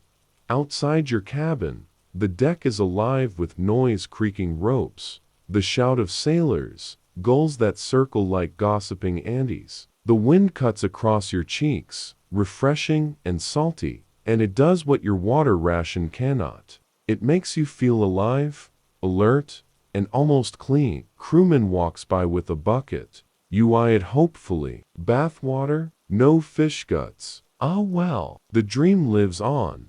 Below deck, a group of women whisper near the cargo hold. One boasts that she managed to wash her underclothes in a teacup yesterday. The others marvel. You say nothing, but make a mental note to borrow that teacup later. You tuck a lavender-scented cloth under your bodice to mask the inevitable. It's comforting, and also quite fashionable, a secret among noblewomen traveling long distances. A kind of ocean-faring potpourri armor. Historians still debate just how well hygiene could be maintained aboard 17th-century ships. Some argue that noble passengers had more access to clean linens, private quarters, and scented preparations. Others point out that no amount of perfumed vinegar can defeat a damp mattress shared with cargo. You eat breakfast on deck, a hunk of stale bread, some dried fruit, and a sip of wine watered down to the point of apology. There's a faint scent of tar in the air, which, after 2 weeks aboard, feels oddly comforting. Your hands are stained with pitch from the railing. You pretend it's an herbal balm. Later, you take a walk around the deck in the late sun, your skirts lifted just enough to avoid seawater sloshing over the planks. A sailor nods respectfully. Your perfume probably hit him 5 seconds before you arrived. As night falls, the sea turns silvery, and the horizon seems to rock you to sleep. You retreat to your narrow bed, tucking your pomander close to your pillow, and wrapping your shawl tightly around your shoulders. Clean? Not really, but seaworthy, scented, and admirably unbothered. Absolutely. You're not on a ship anymore. You're lying on a thick woven mat made of pandanus leaves, surrounded by a gentle evening breeze and the rhythmic sound of waves whispering against the shore. This is a Queen's Rest, somewhere in the lush Pacific. Archipelagos likely Samoa or Tahiti before the arrival of European colonizers. The world around you smells like salt air, coconut oil, and tropical blossoms that bloom even in the dark. Your skin glows from a long, luxurious cleansing ritual, and not because you dipped into anything resembling a bath. You've just finished being scrubbed with a mixture of crushed volcanic ash, rainwater collected in stone basins, and the fragrant bark of the tamanu tree. It tingled in a way that made you feel both sacred and slightly exfoliated to the bone. Here's your historical fact. In pre-colonial Polynesian societies, queens and high-ranking women followed detailed grooming routines involving plant-based oils, ashes, and scented waters. Cleanliness wasn't just a matter of health, it was spiritual, social, and deeply linked to one's mana, or life force. You sit upright now, wrapped in fine tapa cloth decorated with hand-painted symbols. A gentle-handed attendant carefully oils your hair with coconut and sandalwood, combing it with a smooth, fishbone tool. Your hair smells like a tropical dessert, and honestly, you're starting to feel edible. Nearby, another attendant fans you, lazuli with woven palm fronds, keeping the mosquitoes away and guiding the scent of frangipani across your skin. Every movement is slow, almost musical. You're not in a hurry, and neither is time. The lesser-known detail: rainwater was often reserved for ceremonial cleansing in Polynesian societies, especially among the elite. Collected in massive carved stones or hollowed-out tree trunks, it was prized for its purity. You're told it's a gift from the gods, and honestly, your pores agree. You walk slowly down a coral-lined path, your bare feet cool against the stone, toward the moonlit ocean. You're not going for a swim, it's more of a toe dip and contemplate moment. You feel like royalty in a painting, serene, strong, and mildly distracted by the call of nocturnal frogs. A nearby servant massages a fragrant paste into your arms, ground ginger and sugarcane, mixed with flower oil. It's meant to soften the skin and sweeten the soul. You're glowing now, not just from oil, but from a kind of contentment that can only come when you're far from lice, corsets, and powdered wigs. Your open question: anthropologists still debate the full scope of Polynesian hygiene rituals pre-contact. as many were orally passed down and later altered by missionaries. Some believe queens had private bathing pools surrounded by flowers. Others argue the rituals were entirely dry, relying on oils, ash, and air to cleanse and perfume. Back inside your thatched sleeping house, the floor is covered with fresh leaves and soft mats. You lower yourself onto them, your body slightly slick with fragrant oil, your spirit feeling feathered. Light. No candles here, just the flicker of torches outside and the light of the moon sliding gently across the floor. You smell of nutmeg blossom and old myths. There's no chamber pot, no chambermaid, no bells to ring, only the hush of waves, the warmth of oiled skin, and the knowledge that, at least here, the path to cleanliness feels a lot like a vacation. The scent of cinnamon hangs in the air like a whisper. You're in the imperial palace of Mughal India, Agra, most likely somewhere in the early 1600s. The floors beneath your embroidered slippers are cool marble, inlaid with floral motifs and stories in stone. You glide through your private quarters, a queen, or at least someone important enough to have her own perfumed bath chamber. Your eyelids are still heavy from sleep, but your attendants are already at work. Silken curtains billow softly in the breeze, carrying in the call of morning prayers and the distant splash of fountains. Water is a constant here, not just for drinking, but for washing, scenting, cooling, and dreaming. Your historical fact: in Mughal India, royal women were known for their elaborate hygiene rituals, which often included daily baths, scented oils, herbal hair treatments, and natural perfumes. Hygiene was seen as an art form closely tied to both Islamic traditions of cleanliness and Persian beauty ideals. You settle into a marble basin sunk into the floor, already filled with warm water, steeped in rose petals and vetiver. You let yourself sink in slowly, water embracing your skin like silk. It's not just cleansing, it's ceremonial, sensual, and deeply restful. Your maids pour warm water from long-necked vessels called aftabis, letting it trickle over your shoulders like a blessing. One begins gently massaging a paste of ground almonds and saffron across your arms, while another oils your scalp with a blend of sesame and jasmine. You could fall asleep right here, surrounded by the sound of water and the scent of blossoms. A lesser-known detail: Mughal princesses sometimes kept tiny silver boxes filled with solid perfume known as attar, which they applied behind the ears or mixed into their bath water. It was said a well-bathed woman could be followed by her scent for hours. You emerge glowing and towel off with fine cotton that feels like woven clouds. Someone places fragrant sandalwood paste at your temples.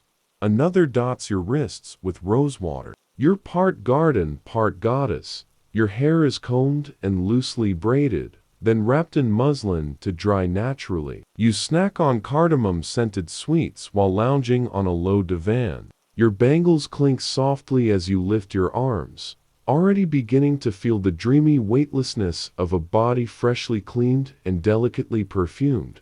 You peer into a polished bronze mirror, not to adjust your appearance. You look divine, obviously, but just to see how the light catches the kohl lining your eyes. It's perfect, effortless, as though your skin glows from within, which it does, probably thanks to 3 layers of turmeric scrub and a rather aggressive loofah made from dried gourd fibers. Historians still debate how much independence Mughal women truly had, since they lived behind the walls of the zanana, or women's quarters. But there's no question that they mastered the arts of personal grooming and aromatic ritual with an almost poetic precision.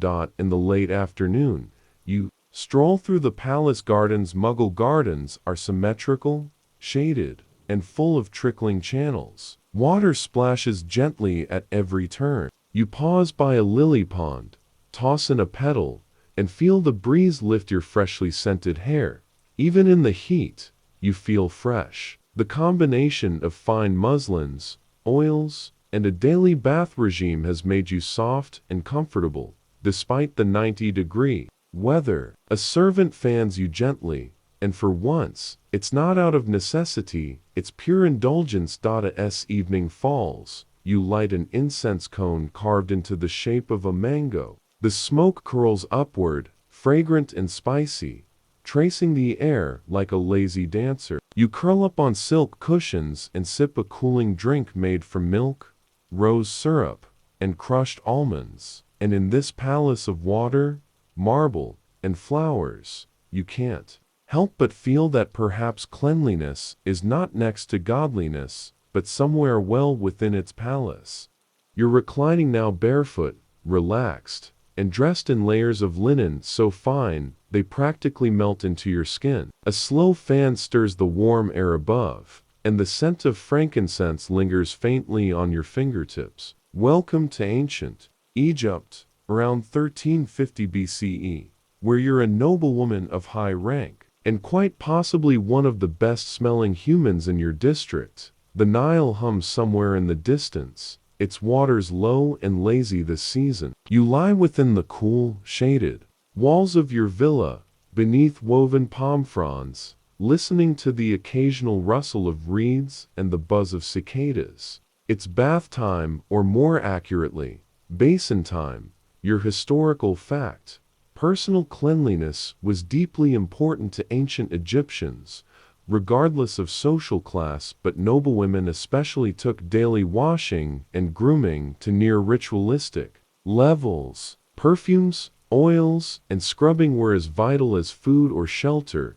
You stretch, and a servant begins pouring water from a painted clay jug into a wide stone basin. It's river water, but it's been filtered through linen and blessed with a few drops of blue lotus essence. You dip your toes and it's not warm exactly, but pleasantly cool after the mid-morning sun. Your maid uses a mixture of natron, a naturally occurring salt, and baking soda blend, and crushed lotus petals to scrub your arms and back. It tingles. Slightly half spa treatment, half archaeological exfoliation. You've got coal already smudged beneath your eyes to protect against the sun and dust, and your hair is pulled back under a delicate, perfumed wig made of braided human hair. Beneath the layers, your own hair is short and oiled, easy to manage, and much less appealing to the local lice population. The lesser-known detail. Wealthy Egyptian women sometimes kept little cones of perfumed fat atop their wigs or real hair. These scent cones slowly melted throughout the day, releasing fragrance as they did. You're wearing one right now. It's frankincense and myrrh, and as it begins to soften in the heat, you feel your entire upper body turning gently aromatic. You step out of the basin, patted dry with linen, then lightly dusted with ground alabaster and powdered acacia bark to absorb moisture and add softness. A light breeze floats through the open courtyard, carrying the sound of someone playing a reed flute nearby. The rhythm is gentle, hypnotic, and seems to time itself with your every breath. Your skin is slick with a thin layer of scented oil, sesame or almond, mixed with resins and flower extracts. You smell of honey, sunlight, and some very expensive trees. You're not just clean, you're an olfactory masterpiece. Servants bring lunch on low trays, figs, flatbread, and a sour date wine you're not quite sure you enjoy, but which has enough kick to make you less concerned about the dung beetle scooting past. Historians still wonder how widespread bathing was for the average Egyptian woman. While tomb paintings depict lavish grooming rituals, it's unclear whether these were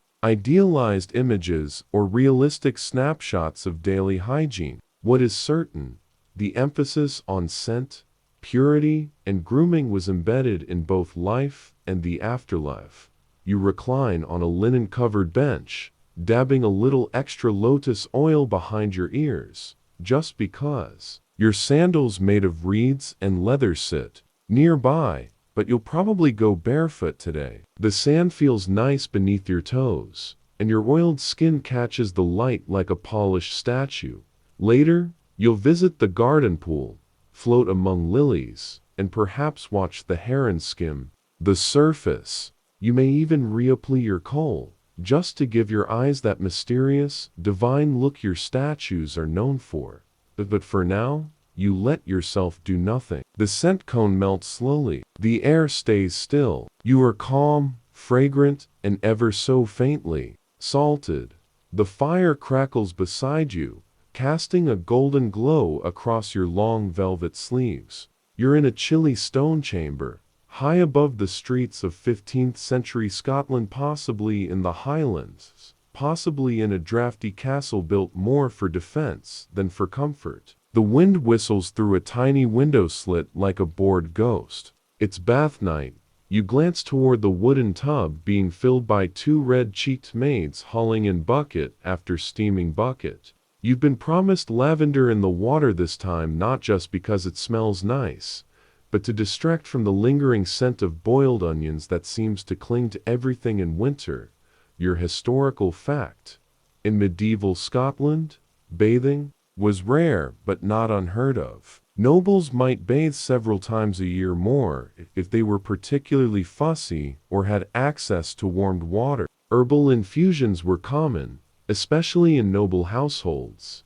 Though hygiene standards still left quite a bit to the imagination, you gingerly lower yourself into the wooden tub, half expecting splinters and entirely expecting the water to cool faster than you can relax. It's pleasantly warm though, and someone's added dried heather along with the lavender. You're beginning to smell like a meadow, and you're into it. A maid begins scrubbing your back with the rough cloth. It's enthusiastic. You gasp once or twice, unsure if you're being cleansed or punished for something. She tells you it's good for the blood. You nod solemnly and attempt not to shiver. The lesser-known detail: some Scottish nobles in colder regions avoided full-body baths altogether during winter, preferring instead to rub down with dry cloths and scented vinegar. You try not to think about that as you watch the steam rise from your tub like a fleeting miracle. Once scrubbed, you're helped out and wrapped in several layers of linen, wool, and what may be your fourth best cloak. Your hair is dried over a brazier, and a comb made from antler is used to detangle it roughly. You wince only once, which is a personal record. You're offered a sip of something herbal and strange. It may be a restorative tonic, or it may be an early form of mouthwash. You decide to go with the theory that it's medicine and down it with a wince. It tastes like fermented moss and regret. Historians still debate how common personal hygiene rituals were for women in medieval Scotland. While many assume general filthiness, archaeological finds of combs, mirrors, and even early soaps suggest some noblewomen took grooming seriously even if their options were rustic. You settle in by the fire, drying off and watching the flames curl upward. Your skin is pink from scrubbing, your hands smell faintly of peat smoke and wild herbs, and you feel cleaner than anyone within 50 miles.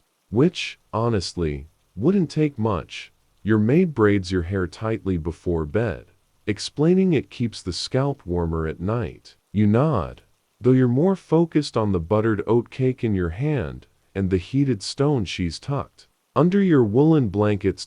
As you finally slip under the covers, you're a bundle of layers, cleanish limbs, and mildly damp curls. The castle groans around you as if settling into its own slumber. Outside, the wind still hums, but in here, wrapped in smoke, lavender, and ancient wool, you're oddly at peace. And perfume cones. No sandalwood oil, just a single bath, a fire, and the quiet satisfaction of not smelling like mutton. The air is thick with moisture, warm as a hug and perfumed with crushed ginger and rice steam. You're in the royal court of Heian Japan, Kyoto, sometime in the 11th century. Outside, the cherry trees are just beginning to bloom, their petals drifting like pale whispers across the stone paths. But in here, you're preparing for the most refined of nightly rituals. You move with grace, your 12-layered Nyato robes rustling softly as you settle onto a bamboo mat. A maid bows so low she nearly vanishes into the floor, then offers you a small wooden tray. On it rests a heated towel, a small pot of water infused with yuzu, and something that smells suspiciously like fermented rice and plum blossoms. All signs point to bedtime grooming. Your historical fact: Heian-era noblewomen were renowned for their obsession with personal scent. Bathing wasn't always a full immersion. More often, it was a careful combination of steam, wipes, powdered perfumes, and hair rituals performed in slow, meticulous sequence. You begin by steaming your face over a lacquered bowl of hot yuzu water, inhaling the citrus-sweet heat that opens your pores and calms your thoughts. Next, a soft cloth dipped in warm water is passed delicately over your arms, your neck, your forehead, each motion a whisper rather than a wipe, your hair waist length or longer, because of course it is combed out with a bone comb, and dusted with the scented rice powder. A maid applies a dab of plum oil to the ends, then slowly coils the strands into a careful shape that will flatten gracefully beneath your pillow. The lesser-known detail: many noblewomen in Heian Japan layered robes not only for beauty, but to help absorb perfumes into the fabric. Each layer could hold a different scent, and they were often burned with incense sticks while hanging to create a signature blend. Scent, here, was a language of identity. You change into lighter robes for sleep, still silk, of course, and still layered, though now in paler shades of cream and lavender. Your bedding is made of thick tatami mats and layered quilts. Someone has already wafted incense around the room, and you can pick out hints of sandalwood, alicewood, and a curious smoky note that smells like poetry and pine needles. A letter arrives just before bedtime, likely a poem from a suitor. You read it under dim lantern light, amused by his attempt to rhyme your hair with the moon. You scribble a response on perfumed paper and send it back. It's a sleepy flirtation, but a refined one. Historians still wonder how frequently full bathing occurred among Heian noblewomen. While steam baths and river rinsing existed, the primary method of staying clean was regular partial cleansing paired with the culture of layered scent and clothing hygiene. Cleanliness here was less about soap and more about subtlety. You sip a tiny cup of warm sake, then nestle into your bedding. Your hair is arranged beside you like a silken river. The last thing you smell before drifting off is the lingering incense, clinging to your robe, soft, woody, and entirely yours. Outside, a nightingale calls. Inside, you shift gently beneath embroidered quilts and let sleep pull you into a dream painted in cherry blossoms and poetry. You are not just clean, you are composed. The ceiling above you is painted with clouds. You blink slowly, your limbs cocooned in fine linen sheets scented faintly of rosemary and old dust. It's the early 1700s, and you're waking up in the Versailles of Louis Xiv's twilight years, an era of perfumed decadence, gilded discomfort, and a hygiene routine that would make a modern dermatologist scream into a lace kerchief. Your chamber is enormous, but functionally pointless. The bed is tall enough to require a stool. The chamber pot is behind a velvet screen, and the windows, if you dared open them, look out over a formal garden that smells beautiful only from a safe distance. But despite the grandeur, your historical fact: Versailles was infamous for its lack of proper plumbing and general cleanliness. While courtly women bathed infrequently, perhaps once a month, they made up for it with elaborate grooming rituals, perfume layering, and artful denial. You ring for your maid, who brings warm water in a porcelain bowl and a lavender-scented cloth. She carefully washes your face, neck, and arms, the so-called exposed parts, with gentle, circular motions. Then she dabs a vinegar-infused rinse onto your skin, meant to cleanse and scent at once. Your hair is powdered this morning, not washed. Oh no, powdered. A mixture of starch and crushed herbs is worked into your roots, disguising oil and giving your locks a matte, fluffy texture that could support several small birds if needed. You opt not to style it into anything involving scaffolding. The lesser-known detail.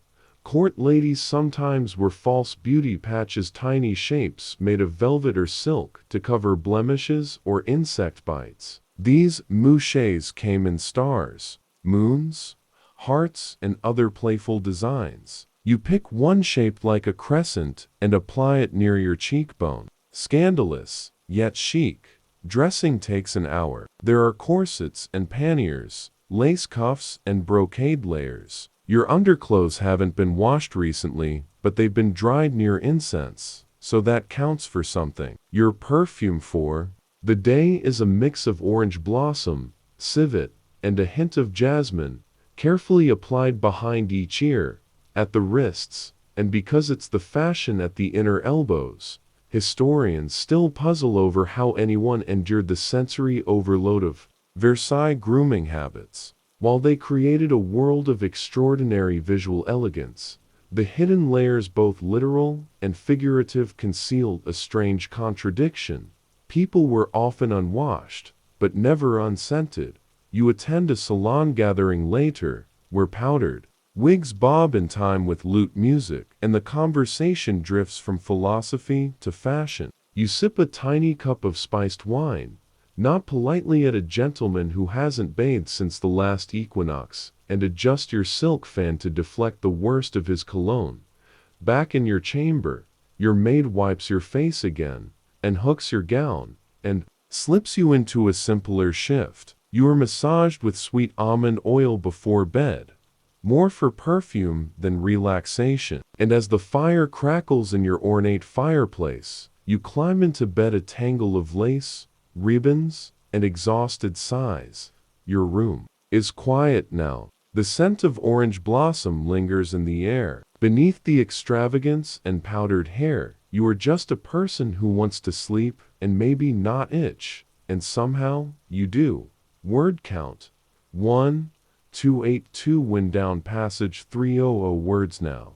As the last echoes of Versailles fade away, you settle into stillness. Your body, having traveled centuries and continents, finally exhales. No more corsets or scented cones, no servants or steam baths. Just you wrapped in softness, breathing slowly. Inhale a little deeper than the last. Let the images melt. The marble halls, the thatched roofs, the lotus pools, and drafty castles, all drifting into the background like fading dreams. Let your mind float now, unburdened by facts or fabrics. You are warm, gently tired, and completely still. Feel the weight of the blanket on your legs. Feel the cool side of your pillow, soft against your cheek. Let your shoulders loosen, your jaw unclench. Your hands rest quietly at your sides, uncurled, unhurried. Outside, maybe there's the hum of a fan or a distant street lamp flickering. Maybe it's raining. Maybe it's utterly silent. Whatever you hear now, let it blend into a backdrop of calm, a soundscape made just for you. You've walked through forgotten gardens, powdered your 18th century nose, and soaked in the warmth of ancient baths. You've listened to ghostly flutes and wind through castle stones. And now, there's nothing left to do. And oh, thoughts to chase. No timelines to track. Just one long exhale that says, it's enough. Your breath slows. Your limbs grow heavier. The day releases you, and you drift deeper and deeper into the softest dark. A garden of quiet waits for you there. You are safe. You are still. Sleep now.